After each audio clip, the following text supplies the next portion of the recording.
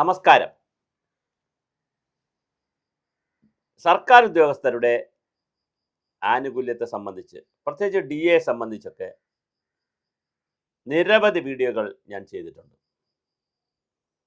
ആ വീഡിയോകൾക്കെല്ലാം വലിയ കയ്യടിയാണ്, പ്രൊമോഷനാണ്, വൈറലായ വീഡിയോസാണ്. കമൻറ്റുകളും ചാനലിനെയും എന്നെയും സപ്പോർട്ട് ചെയ്തുകൊണ്ട് തന്നെയാണ്. പക്ഷെ ഗവൺമെൻറ് മാറി, പുതിയ ഗവൺമെൻറ് ബഡ്ജറ്റിൽ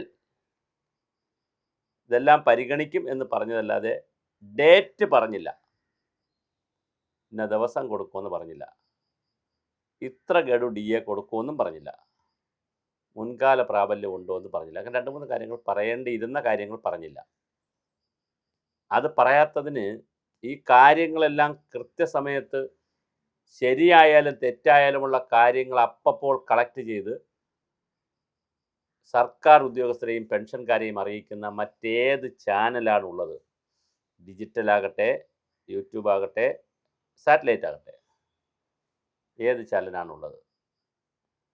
നെഗറ്റീവും പോസിറ്റീവുമായിട്ടുള്ള എല്ലാ കാര്യങ്ങളും നമ്മൾ എടുത്തു പറയാറുണ്ട്. വളരെ ചെറിയ മൈന്യൂട്ട് 500 പേരെ ബാധിക്കുന്ന ഒരു ജിയോ ഇറങ്ങിയാലും നമ്മൾ ഇതിൽ വീഡിയോ ചെയ്യാറുണ്ട്.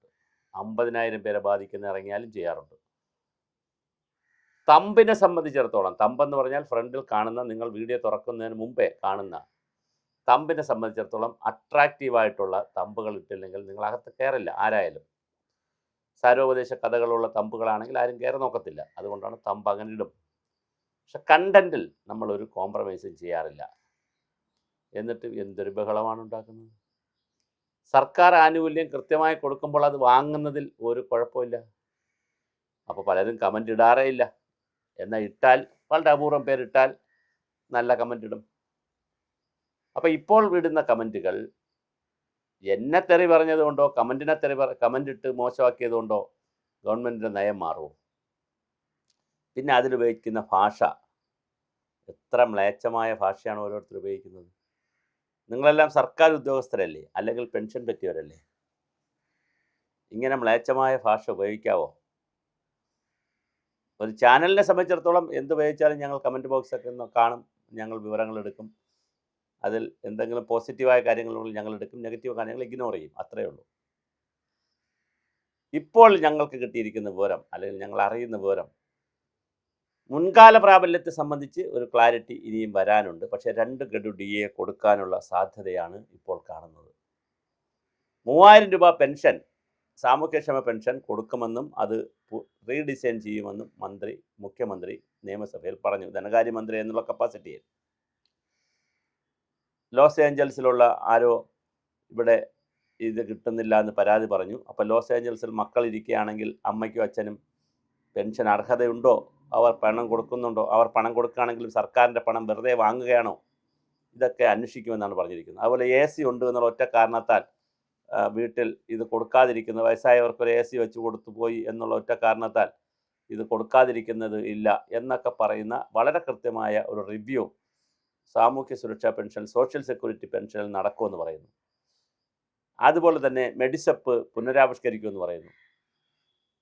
പെൻഷൻ പദ്ധതി മാറ്റുമെന്ന് പറയുന്നു. സ്റ്റാറ്റ്യൂട്ടറി പെൻഷൻകാരും പങ്കാളിത്ത പെൻഷൻകാരും അഷ്വേർഡ് പെൻഷൻ എന്നൊക്കെ പറഞ്ഞുള്ളത് കൊണ്ട്, പലതരത്തിലുള്ള പെൻഷൻകാരുള്ളത് കൊണ്ട് അതിനെ കൃത്യമായി സർക്കാർ ഉദ്യോഗസ്ഥരുടെ പങ്കാളിത്ത പെൻഷൻകാർക്ക് കൂടി ഗുണകരമായ രീതിയിൽ കാര്യങ്ങൾ മാറ്റും എന്ന് പറയുന്നു. അവർക്ക് സ്റ്റാറ്റ്യൂട്ടറി ആക്കാൻ കഴിയില്ല, കാരണം അവർക്ക് 60 വയസ്സാണ്, മറ്റവർക്ക് 56 വയസ്സുള്ള. അപ്പോൾ സ്റ്റാറ്റ്യൂട്ടറി പെൻഷൻ ആക്കാൻ പറ്റില്ല എന്നാണ് പറയുന്നത്. പക്ഷേ എന്തായാലും പങ്കാളിത്ത പെൻഷൻ്റെ റേറ്റ് കൂട്ടും, 14% ആക്കും എന്ന് കേൾക്കുന്നു. അങ്ങനെ വളരെ കൃത്യമായ ഒരുപാട് കാര്യങ്ങൾ സർക്കാരിൻ്റെ ഭാഗത്തുനിന്ന് അറിയുന്നത് അപ്പോൾ നമ്മൾ ചെയ്യുന്നു. ഇനി സർക്കാരിൻ്റെ ഭാഗത്തുനിന്ന് നെഗറ്റീവായ കാര്യം വന്നാൽ അതിൻ്റെയും വീഡിയോസ് നമ്മൾ ചെയ്യും, കൊടുക്കാതിരുന്നാൽ അതിൻ്റെ വീഡിയോ ചെയ്യും, ഇതെല്ലാം നമ്മൾ ചെയ്യും. പക്ഷേ ഏതെങ്കിലും ഒരു വീഡിയോ കയറിയിട്ട് ഇങ്ങനെ വല്ലാത്ത രൂപത്തിൽ വർത്തമാനം പറയുന്നതിനകത്ത് ഒരു കാര്യമില്ല. അധിക്ഷേപമൊന്നും ഞാൻ പറയുന്നില്ല.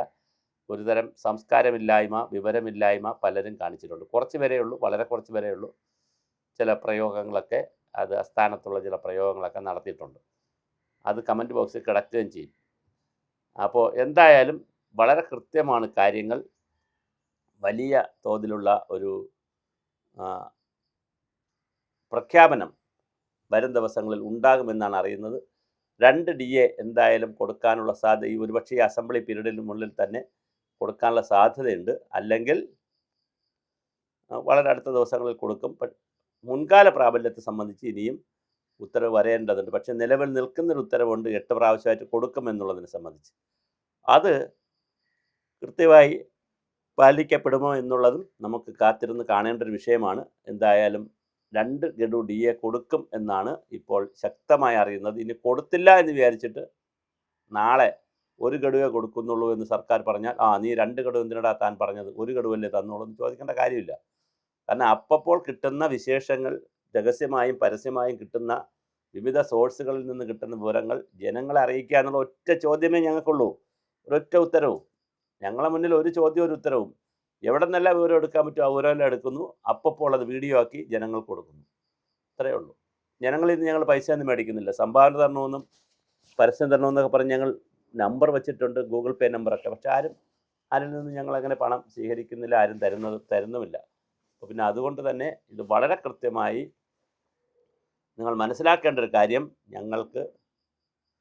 നിങ്ങൾ ഈ ചാനൽ കാണുകയും സബ്സ്ക്രൈബ് ചെയ്യുകയും ഫോർവേഡ് ചെയ്യുകയും കമൻറ്റ് ചെയ്യുകയും ലൈക്ക് ചെയ്യുകയൊക്കെ ചെയ്യുമ്പോഴാണ് ഞങ്ങളെ സംബന്ധിച്ചിടത്തോളം ഇത് നിലനിർത്തി കൊണ്ടുപോകാൻ പറ്റുന്നത്. അപ്പോൾ അതുപോലും നിങ്ങൾ പലപ്പോഴും ചിലരെങ്കിലും അതൊന്നും ചെയ്യാറില്ല. പക്ഷേ വേറെ കുറച്ച് പേര് നെഗറ്റീവ് പറയുന്നു. എന്തായാലും ഞങ്ങളെ സംബന്ധിച്ചിടത്തോളം സർക്കാരിൽ നിന്ന് അറിയുന്ന കാര്യങ്ങൾ അപ്പോൾ തന്നെ അത് കൊടുക്കുകയും വിമർശിക്കേണ്ട കാര്യങ്ങളെ കൃത്യമായി വിമർശിക്കുകയും എതിർക്കേണ്ട കാര്യങ്ങളെ കൃത്യമായി ശക്തമായി എതിർക്കുകയും ചെയ്യും. അതിനകത്തൊരു തർക്കമില്ല. എന്തായാലും ഇപ്പോൾ അറിയുന്നത് 2 ഗഡു DA കൊടുക്കാനുള്ള സാധ്യതയാണ് സർക്കാരിൽ കാണുന്നത്. അപ്പോഴും മറ്റ് ആനുകൂല്യങ്ങളുണ്ട്. അതായത് ഈ ലീവിൻ്റെ മുൻകാല DAയുടെ മുൻകാല പ്രാബല്യം എങ്ങനെ എന്നുള്ളതിനെ സംബന്ധിച്ച് ഒരു ധാരണ ഇനിയും വരേണ്ടതുണ്ട്. അത് ഉത്തരവ് വരുമ്പോഴേ നമുക്ക് അറിയാൻ പറ്റുകയുള്ളൂ. ചിലപ്പോൾ DA 2% കൊടുക്കുന്ന 2 DA കൊടുക്കുന്ന ഉത്തരവിൽ പറയുമോ അതോ അതിനുവേണ്ടി വേറെ ഉത്തരവ് ഇറങ്ങുമോ എന്നുള്ളത് പ്രശ്നമാണ്. അതുപോലെ ലീവ് സറണ്ടറിനെ സംബന്ധിച്ച് ഒരു ഉത്തരവ് കൂടി, ഇനി വിശദമായ ഒരു ഉത്തരവ് കൂടി ലീവ് സറണ്ടറിനെ കുറിച്ചും വരേണ്ടതുണ്ട്. അപ്പോൾ അതെല്ലാം ഈ മാസം നടക്കും. പിന്നെ ഈ മാസത്തിന് ഏറ്റവും വലിയ പ്രത്യേകത, ചീഫ് സെക്രട്ടറി റിട്ടയർ ആവുകയാണ്. അപ്പോൾ ചീഫ് സെക്രട്ടറി റിട്ടയർ ആകുമ്പോൾ സ്വാഭാവികമായിട്ടും ധനകാര്യ വകുപ്പിലും ആഭ്യന്തര വകുപ്പിലും മറ്റ് വകുപ്പുകളിലുമൊക്കെ കൃത്യമായൊരു പൊളിച്ചെഴുത്ത് IAS-കാരുടെ ഇടയിൽ ഉണ്ടാവും. അതും കൂടി കണക്കിലെടുത്തിട്ടായിരിക്കും ഈ ഇത്തരം കാര്യങ്ങളിൽ പുതിയ തീരുമാനം ഉണ്ടാകുന്നത്.